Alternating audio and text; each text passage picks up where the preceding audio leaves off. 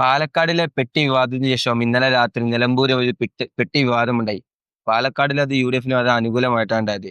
ഇന്നലത്തെ പെട്ടി വിവാദത്തെ സാർ എങ്ങനെയാണ് കാണുന്നത്? തീർത്തും അനാവശ്യമായിട്ടുള്ള ഒരു വിവാദമായിട്ടാണ് ഞാൻ അതിനെ കാണുന്നത്. കാരണം ഷാഫി പറമ്പിലിനെയും അതുപോലെ രാഹുൽ മാങ്കൂട്ടത്തെയും മറ്റ് മുസ്ലിം ലീഗിന്റെ നേതാക്കളൊക്കെ ഉണ്ടായിരുന്നു. അപ്പൊ അവര് തമ്മിൽ ഭക്ഷണം കഴിക്കാൻ വേണ്ടി പോകുമ്പോൾ തടഞ്ഞു നിർത്തി പരിശോധിച്ചു എന്നാണ്. തടഞ്ഞു നിർത്തി പരിശോധിക്കുമ്പോൾ അവർ മുഖത്തേക്ക് ലൈറ്റ് അടിച്ചു, അതുപോലെ പെട്ടിയെടുത്ത് പുറത്തു വെക്കാൻ പറഞ്ഞു. എന്നിട്ട് പിന്നെ ആ പെട്ടി തുറക്കാതെ തന്നെ കുഴപ്പമില്ല പൊയ്ക്കോന്ന് പറഞ്ഞു എന്നൊക്കെ ഉള്ളതാണ് പറയുന്നത്. ഇതിലൊന്നും ഇത്ര വലിയ കാര്യമുണ്ടെന്ന് ഞാൻ വിചാരിക്കുന്നില്ല. കഴിഞ്ഞ തവണ നമ്മുടെ നിയമസഭാ തെരഞ്ഞെടുപ്പ് നടക്കുമ്പോൾ തന്നെ എന്നെ 2 തവണ ഇതുപോലെ പിടിച്ചു നിർത്തി പരിശോധിച്ചിട്ടുണ്ട്. എന്നോട് പെട്ടി തുറക്കാൻ പറഞ്ഞു. പക്ഷെ പെട്ടി തുറക്കുമ്പോഴേക്കും എന്റെ ഭാവഹാദികളൊക്കെ കണ്ടായാലും പറഞ്ഞു കുഴപ്പമില്ല, അടച്ചിട്ട് എന്ത് ചെയ്തോളാൻ പറഞ്ഞു, പോയിക്കോളാൻ പറഞ്ഞു. അപ്പൊ അതൊക്കെ ഒരു നോർമൽ പരിശോധനയാണ് ഷിബിലി, അതിലൊന്നും വലിയ കാര്യമില്ല. പാലക്കാടുണ്ടായ പെട്ടി വിവാദം മറ്റൊന്നായിരുന്നു. കാരണം പാലക്കാടുണ്ടായ പെട്ടി വിവാദത്തിൽ രാഹുൽ മാങ്കൂട്ടത്തിൽ പുറകിലൂടെ പെട്ടി വലിച്ചെറിഞ്ഞെന്നും പെട്ടിയുമായിട്ട് ഓടിയെന്നും അവിടെ നിരവധി ആളുകൾ അങ്ങനെ കൂടുകയൊക്കെ ചെയ്യുന്ന പല പരിപാടികളൊക്കെ ഉണ്ടായിരുന്നു. അപ്പൊ അതുകൊണ്ട് തന്നെ അത് യഥാർത്ഥത്തിൽ UDF-ന് അനുകൂലവും LDF-ന് തിരിച്ചടിയുമായിട്ട് മാറുകയാണ് ചെയ്തിട്ടുള്ളത്. പക്ഷെ ഈ പെട്ടി വിവാദം പോലും ഞാൻ വിചാരിക്കുന്നത് ഇത് UDF-ന് പോലും അനുകൂലമാവില്ല എന്നുള്ളതാണ്. പിന്നെ ഷിബിലി മനസ്സിലാക്കേണ്ട ഒരു കാര്യം എന്താണെന്ന് വെച്ചാൽ ഇന്ന് ഷൗക്കത്ത് ഇതിനെതിരെ പ്രതികരിച്ചിട്ടുണ്ടെന്നുള്ളതാണ് ഏറ്റവും വലിയ അത്ഭുതങ്ങളിലും. കാരണം ഷൗക്കത്ത് പറയുന്നത് അത് എന്നെ പരിശോധിക്കണമെങ്കിൽ ഷുഗറും BP ഒക്കെ പരിശോധിക്കണം എന്ന് പറയുന്ന കോമഡി പറഞ്ഞു. പക്ഷെ ആർക്കും അത് മനസ്സിലായില്ല, ആരും ചിരിച്ചില്ല. അപ്പൊ അതിനുശേഷം അദ്ദേഹം പറയുന്നത് ഈ മറ്റ് ഇടതുപക്ഷത്തുള്ള MLA-മാരുടെയോ അല്ലെങ്കിൽ നേതാക്കന്മാരുടെയോ ഒന്നും പരിശോധിക്കുന്നില്ല എന്നുള്ളതൊക്കെ അദ്ദേഹം പറയുന്നുണ്ട്. ഇതൊന്നും അല്ലല്ലോ ഷിബിലി അവിടുത്തെ പ്രശ്നം. അവിടുത്തെ പ്രശ്നം എന്താ? അവിടുത്തെ പ്രശ്നം ഡെവലപ്മെന്റും വികസനവും നമുക്ക് പറയാൻ കഴിയണം. അല്ലെങ്കിൽ കേരളത്തിലെ മൊത്തം ജനങ്ങൾ അനുഭവിക്കുന്ന പ്രശ്നങ്ങൾ പറയാൻ കഴിയണം. അവിടെ ഏറ്റവും വലിയ പ്രശ്നമായിട്ട് നിൽക്കുന്ന വന്യജീവി ആക്രമണത്തിൽ നിരവധി ആളുകൾ ദൈനംദിനത്തിൽ മരിച്ചുകൊണ്ടിരിക്കുകയാണ്. ഭയന്നാണ് അവർ പുറത്തേക്ക് ഇറങ്ങുന്നത്. അങ്ങനെ പന്നികളെ കെണിവെക്കാൻ വേണ്ടിയിട്ടുള്ള ഒരു പന്നിക്കിടയിൽപ്പെട്ടാണ് ഒരു കുട്ടി അവിടെ മരിച്ചു വീഴുന്നത്. അപ്പൊ ഇത്തരം കാര്യങ്ങളൊന്നും ശരിക്കും അജണ്ടയാക്കാൻ കഴിയാത്ത പ്രതിപക്ഷത്തിന്റെ വലിയ പരാജയമായിട്ടാണ് ഞാൻ ഈ പെട്ടി വിവാദത്തെ പോലും കാണുന്നത്. യഥാർത്ഥത്തിൽ എനിക്ക് തോന്നുന്ന ഒരു കാര്യം എന്ന് പറയുന്നത് ഒരു 32,000 വോട്ടിന് ജയിക്കാവുന്ന എല്ലാ സാഹചര്യവും കൂടെ ഉണ്ടായിരുന്നു UDF-ന്. അത് കളഞ്ഞു കുളിച്ചുകൊണ്ട് ഓരോ നിലയിലും മുന്നേറുന്ന UDF ഏറ്റവും ഒടുവിൽ പറഞ്ഞ അബദ്ധങ്ങളിലൊന്നാണ് നമുക്കറിയാലോ. അതായത് ജമാഅത്തെ ഇസ്ലാമിയുടെ പിന്തുണ സ്വീകരിക്കുന്നത്. ആ പിന്തുണ സ്വീകരിച്ചുകൊണ്ട് തന്നെ വലിയ വോട്ടുകൾ നഷ്ടപ്പെട്ടിട്ടുണ്ട് അവിടെ. അതിനുശേഷം ആ പിന്തുണ സ്വീകരിച്ചതിന് ശേഷം യഥാർത്ഥത്തിൽ ഈ പറയുന്ന പെട്ടി വിവാദം ഉണ്ടാക്കി മൈലേജ് ഉണ്ടാക്കാൻ നോക്കുന്നു എന്നൊക്കെ പറയുന്നത് അങ്ങേയറ്റം അസംബന്ധമായിട്ടുള്ള ഒരു കാര്യമാണ്. ഞാൻ വിചാരിക്കുന്നത് ഇപ്പൊ അത് കോൺഗ്രസിന്റെ തലമുതിർന്ന നേതാക്കൾ അത് തിരിച്ചറിഞ്ഞു കഴിഞ്ഞിട്ടുണ്ട് എന്നാണ് ഞാൻ വിചാരിക്കുന്നത്. അതിന്റെ കാരണം ഇപ്പൊ പരാതി ഒന്നും കൊടുക്കേണ്ടെന്ന് അവരെന്തായാലും തീരുമാനിച്ചു കഴിഞ്ഞു. കാരണം ഇതൊന്നും നിലനിർത്തിയാൽ അത് താങ്കൾക്ക് ഡാമേജ് മാത്രമേ ഉണ്ടാവുള്ളൂ, അല്ലാതെ ഒരു തരത്തിലുള്ള ഗുണവും ഉണ്ടാകാൻ പോകുന്നില്ല എന്നാണ്. നിങ്ങളൊന്ന് ആലോചിച്ച് നോക്കണം, ഷിബിലൊന്ന് ആലോചിച്ച് നോക്കണം. അവിടെ പട്ടിണി കിടന്ന് അവിടെ SC/ST കോളനികളിൽ ഏതാണ്ട് 8% വോട്ടുകളുണ്ട്, ഷെഡ്യൂൾഡ് കാസ്റ്റ് ഷെഡ്യൂൾഡ് ട്രൈബ്. അവരുടെ ജീവിതം എന്താണ് പുരോഗമിക്കാത്തത് എന്ന് ചോദിക്കണ്ടേ? ആ ചോദ്യം പക്ഷേ ചോദിക്കാൻ UDF-ന് ധൈര്യമില്ലാത്ത എന്തുകൊണ്ടാണെന്നറിയാമോ? 34 കൊല്ലത്തോളം അവിടെ നിന്ന് ആര്യാടൻ മുഹമ്മദ് MLA ആയിരുന്നു, പലതവണ മന്ത്രിയായിരുന്നു, ഇടതുപക്ഷ മുന്നണിയിൽ മന്ത്രിയായിട്ടുണ്ട്, അദ്ദേഹം UDF-ൽ മന്ത്രിയായിട്ടുണ്ട്. പക്ഷെ അങ്ങനെയൊക്കെ മന്ത്രിയായപ്പോഴും വിദ്യുച്ഛക്തി അടക്കമുള്ള വലിയ പ്രാമുഖ്യമുള്ള വകുപ്പുകൾ കൈയാളിയപ്പോഴും ആ നിലമ്പൂർ എന്ന് പറയുന്ന മണ്ഡലത്തിലേക്ക് ഒരു വികസനവും എത്തിയില്ല. ഈ താഴേക്കിടയിലുള്ള സാധാരണക്കാരായ ആളുകളെ ഡെവലപ്പ് ചെയ്തെടുക്കാനായിട്ട് ഒരു ശ്രമവും ഇവര് നടത്തിയില്ല.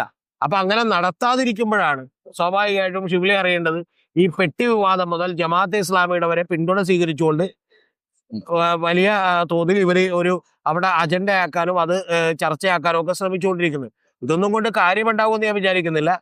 ഞാൻ വിചാരിക്കുന്നത് യഥാർത്ഥത്തിൽ വലിയ തോതിലുള്ള തിരിച്ചടിയാണ് UDF-ന് കിട്ടിക്കൊണ്ടിരിക്കുന്നത്. അതിന്റെ ഭാഗമായിട്ട് മാത്രമാണ് ഇത്തരത്തിലുള്ള പെട്ടി വിവാദമൊക്കെ ഉണ്ടായിക്കൊണ്ടിരിക്കുന്നത്. അങ്ങേയറ്റത്തെ വിഷയ അജണ്ടകളിലുള്ള ദാരിദ്ര്യമാണ് UDF അവിടെ അനുഭവിക്കുന്നത് എന്നുള്ളതാണ്. അതിന്റെ ഭാഗമായിട്ടാണ് ഈ പെട്ടി വിവാദം. അതുകൊണ്ട് പാലക്കാടിൽ ഇത് അവർക്ക് ഗുണം ചെയ്തു. കാരണം CPM കൂടി ഒരു എതിർ പ്രചാരണത്തിന് നോക്കി. പക്ഷെ ഇന്ന് അങ്ങനെ ഗുണം ചെയ്യില്ല. കാരണം ഇന്ന് ഇപ്പൊ KN രാധാകൃഷ്ണന്റെ വണ്ടി പരിശോധിക്കുന്നുണ്ട്. KN രാധാകൃഷ്ണൻ ആ വണ്ടിക്കകത്ത് ഉണ്ടായില്ല, പക്ഷെ ആ വണ്ടി പരിശോധിക്കുന്നുണ്ട്. അപ്പൊ ഇതൊക്കെ നിസ്സാര കാര്യമല്ലേ? മുഖത്തേക്കൊന്ന് ലൈറ്റ് അടിച്ചു, ടോർച്ചിലൂടെ തന്നെ ഇറങ്ങാൻ കാണിച്ചു എന്നൊക്കെ പറഞ്ഞാൽ ഇവരെന്താ പ്രതീക്ഷിക്കുന്നത്?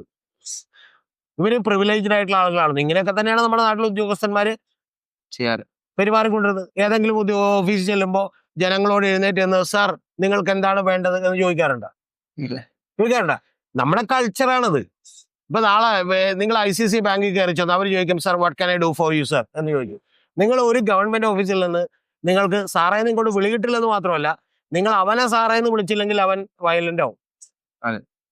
മനസ്സിലായി? നേരെ നിന്ന് കാര്യം ചോദിച്ചാൽ മിക്കവാറും അടുത്ത കേസ് വരും. അതായത് ഞങ്ങളുടെ കൃത്യനിർവഹണം തടസ്സപ്പെടുത്തി എന്ന് പറഞ്ഞാൽ ജാമ്യമില്ലാ വകുപ്പ് പ്രകാരം കേസെടുക്കും. ഇതൊക്കെ ഷാഫിയും രാഹുൽ മാങ്കൂട്ടത്തിലൊക്കെ മനസ്സിലാക്കുന്ന ഇടക്ക് നല്ലതാണ്. പിന്നെ രണ്ടാമത്തെ കാര്യം എന്താ വെച്ചാൽ ഇലക്ഷൻ കമ്മീഷൻ നിയന്ത്രണത്തിലാണ് ഇപ്പൊ ഉദ്യോഗസ്ഥന്മാരെല്ലാവരും. ഏറ്റവും കുറഞ്ഞ പക്ഷം നിലമ്പൂരെങ്കിലും അല്ലെ, കേരളത്തിൽ മുഴുവനല്ല, നിലമ്പൂർ അങ്ങനെയാണ്. അപ്പൊ അവരുടെ പരിശോധനയ്ക്ക് ഈ പ്രശ്നമൊന്നും ഉണ്ടാക്കാൻ നിങ്ങൾ ജനത്തിന്റെ ദൈനംദിന പ്രശ്നങ്ങൾ പറയൂ, നിങ്ങൾ യഥാർത്ഥ രാഷ്ട്രീയം പറയൂ, അല്ലാതെ ഈ ഗിമ്മിക്കുകൾ കൊണ്ടൊന്നും കാര്യം ഇല്ല. സാർ, ഉദ്യോഗസ്ഥർ ശരിക്കും ഒരു ഭരണം ഭരിക്കുന്ന ഇടതുപക്ഷ മുന്നണിക്ക് ഒരു സപ്പോർട്ട് കൊടുക്കുന്നത് പോലെ തോന്നില്ല. കാരണം ഈ വിവാദം ഉണ്ടായപ്പോഴാണ് മന്ത്രിയുടേതൊക്കെ രാധാകൃഷ്ണന്റെ വാഹനമൊക്കെ പരിശോധിക്കുന്നത്. ഇതിനു മുന്നേ ആ സമയത്ത് തന്നെ ഒരു മന്ത്രിയുടെ വാഹനം കടന്നുപോയി, അപ്പോ പരിശോധിച്ചില്ല, അത് മന്ത്രിക്ക് തിരക്കുണ്ടാവും എന്നൊക്കെ പറയുന്നു. അല്ല, ഇതിലെ ഒരു കാര്യം ഷിബിലി മനസ്സിലാക്കേണ്ടത്, ഇപ്പൊ കെ രാധാകൃഷ്ണന്റെ വാഹനമാണ് പിന്നീട് പരിശോധിച്ചാൽ അന്നേരം കെ രാധാകൃഷ്ണൻ അതിനകത്ത് ഉണ്ടായിരുന്നില്ല. അപ്പൊ ഇവര് പറയുന്നത് ഇവരിങ്ങനെ ഒച്ചപ്പാടുണ്ടാക്കിയതുകൊണ്ടും ബഹളം ഉണ്ടാക്കിയതുകൊണ്ടുമാണ് ഇത് പരിശോധിക്കപ്പെട്ടത് എന്നുള്ളതാണ്. സ്വാഭാവികമായും ഷിബിലി, ഞാൻ വളരെ ഓപ്പണായി അങ്ങോട്ട് സംസാരിച്ചാൽ, ഇപ്പൊ നാളെ UDF ഭരിക്കുകയാണ്, അല്ലെങ്കിൽ ഇവിടെ നമ്മുടെ കേരളത്തില് പിണറായി വിജയൻ ഭരിക്കുകയാണ്, സ്വാഭാവികമായിട്ടും ഇതിന്റെ ഈ തെരഞ്ഞെടുപ്പിന്റെ പരിധി വരെ മാത്രമേ തെരഞ്ഞെടുപ്പ് കമ്മീഷൻ കീഴിലേക്ക് സംവിധാനങ്ങളെല്ലാം വരുള്ളൂ, അവർ ഉത്തരവ് പറയേണ്ടി വരുള്ളൂ. അപ്പൊ അതിനു മുമ്പിരുന്ന പോലീസുകാരനും കോൺസ്റ്റബിളും SIയും അതുപോലെ CAയും ആളുകളൊക്കെ തന്നെ ആയിരിക്കും അവിടെ പരിശോധിക്കാൻ ഉണ്ടാവും. അത് ഏത് ഡിപ്പാർട്ട്മെന്റിലും അങ്ങനെ തന്നെയാണ്. അപ്പൊ അതിൻ്റെതായിട്ടുള്ള ചില സോഫ്റ്റ് കോർണറൊക്കെ അവർ കാണിച്ചിട്ടുണ്ടാവാം ചിലപ്പോൾ. സ്വാഭാവികമായിട്ടും ഒരു മന്ത്രിയൊന്നും പോകുമ്പോൾ അത് തടഞ്ഞു നിർത്തി പരിശോധിക്കുമെന്ന് നിങ്ങൾ വിചാരിച്ച് അതായത് അങ്ങനെയാണെങ്കിൽ ഇലക്ഷൻ കമ്മീഷന്റെ ഏതെങ്കിലും സ്ഥാപനം പ്രധാനമന്ത്രി തടഞ്ഞു നിർത്തി പരിശോധിക്കും. അങ്ങനെ പരിശോധിക്കേണ്ട ആവശ്യമില്ല ഷിബിലി. കാരണം അത് അവർ പോലീസ് എസ്കോർട്ടോടുകൂടി നിരവധി കാര്യങ്ങളോട് പോകണം. അവർക്കൊന്നും വേറൊരു കാര്യമോ പണമോ ഒന്നും കടത്താൻ കഴിയില്ല, അതൊന്നും എളുപ്പമുള്ള കാര്യമില്ല. അപ്പൊ അതുകൊണ്ട് തന്നെ അതൊന്നും പരിശോധിക്കാതെ വിട്ടത് ഈ പറയുന്ന ചിലപ്പോൾ ഇത്തരത്തിലുള്ള വിവേചനങ്ങളൊക്കെ കാണിച്ചിട്ടുണ്ടാവാം, ഞാനത് സമ്മതിക്കുന്നു.